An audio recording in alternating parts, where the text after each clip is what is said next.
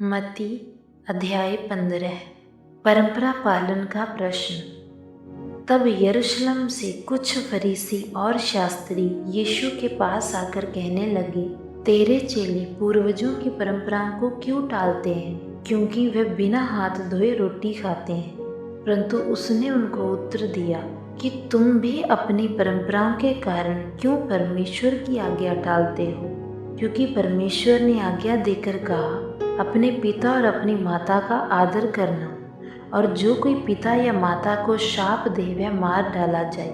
पर तुम कहते हो कि यदि कोई अपने पिता या माता से कहे कि जो कुछ तुझे मुझसे लाभ पहुंच सकता था वह परमेश्वर को भेंट चढ़ाई जा चुकी, और वह अपने पिता और अपनी माता का आदर ना करे, तो वह स्वतंत्र है। इस प्रकार तुमने अपनी परंपरा के कारण परमेश्वर के वचन को व्यर्थ ठहरा दिया।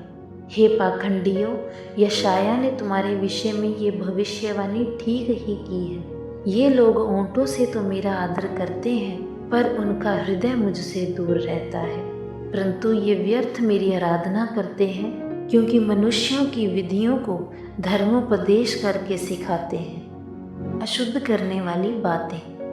तब उसने लोगों को अपने पास बुलाकर उनसे कहा, सुनो और समझो, जो मुंह में जाता है वह मनुष्य को अशुद्ध नहीं करता, पर जो मुंह से निकलता है वही मनुष्य को अशुद्ध करता है। तब चेलों ने आकर उससे कहा, क्या तू जानता है कि फरीसियों ने ये वचन सुनकर ठोकर खाई? परंतु उसने उत्तर दिया, हर एक पौधा जो मेरे स्वर्गीय पिता ने नहीं लगाया उखाड़ा जाएगा। उनको जाने दो, वे अंधे मार्ग दिखाने वाले हैं, और अंधा यदि अंधे को मार्ग दिखाए तो दोनों गड्ढे में गिर पड़ेंगे। परंतु पतरस ने उससे कहा, यह दृष्टांत हमें समझा दे। और यीशु ने कहा, क्या तुम भी अब तक ना समझ हो?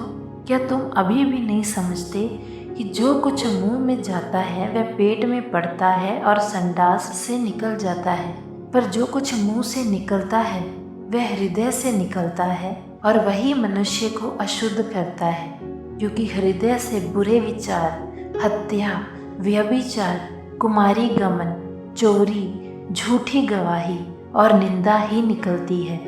ये ही हैं जो मनुष्य को अशुद्ध करती हैं। परंतु हाथ बिना धोए भोजन करना मनुष्य को अशुद्ध नहीं करता। कनानी जाति की स्त्री का विश्वास। यीशु वहाँ से निकलकर सूर और सैदा के प्रदेश की ओर चला गया, और देखो, उस प्रदेश से एक कनानी स्त्री निकली और चिल्लाकर कहने लगी, हे प्रभु, दाऊद के संतान, मुझ पर दया कर, मेरी पुत्री को दुष्ट आत्मा बहुत सता रहा है। पर उसने उसे कुछ उत्तर ना दिया, और उसके चेलों ने आकर उससे विनती कर कहा, इसे विदा कर, क्योंकि वह हमारे पीछे चिल्लाती आती है। परंतु उसने उत्तर दिया कि इज़राइल के घराने की खोई हुई भेड़ों को छोड़ मैं किसी के पास नहीं भेजा गया।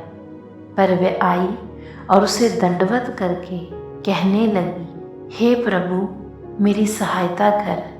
परंतु उसने उत्तर दिया कि बच्चों की रोटी लेकर कुत्तों के आगे डालना अच्छा नहीं। और उसने कहा, सत्य है प्रभु, पर कुत्ते भी वह चूर चार खाते हैं जो उनके स्वामियों की मेज से गिरते हैं। तब यीशु ने उसको उत्तर देकर कहा, हे स्त्री, तेरा विश्वास बड़ा है, जैसा तू चाहती है तेरे लिए वैसा ही हो।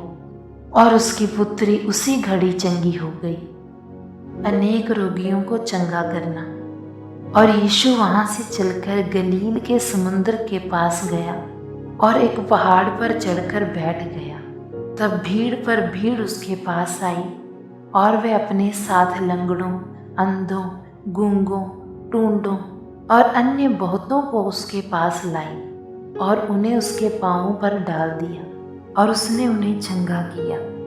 इसीलिए जब लोगों ने देखा कि गूंगे बोलते और टूंडे चंगे होते और लंगड़े चलते और अंधे देखते हैं, और अचंभा करके इज़राइल के परमेश्वर की बड़ाई की। 4000 लोगों को खिलाना।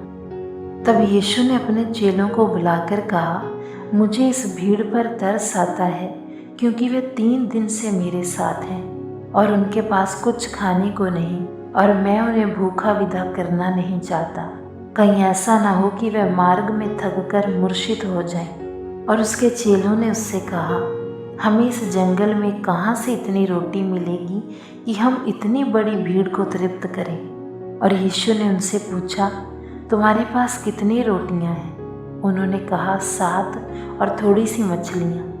और उसने भीड़ को भूमि पर बैठने की आज्ञा दी, और उसने 7 रोटियां और मछलियों को लिया और धन्यवाद करके तोड़ा और अपने चेलों को देता गया, और चेले लोगों को।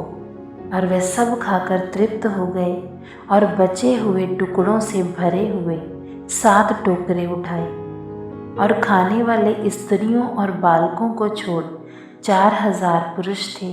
तब वह भीड़ को विदा करके नाव पर चढ़ गया और मगदन के प्रदेश में आया।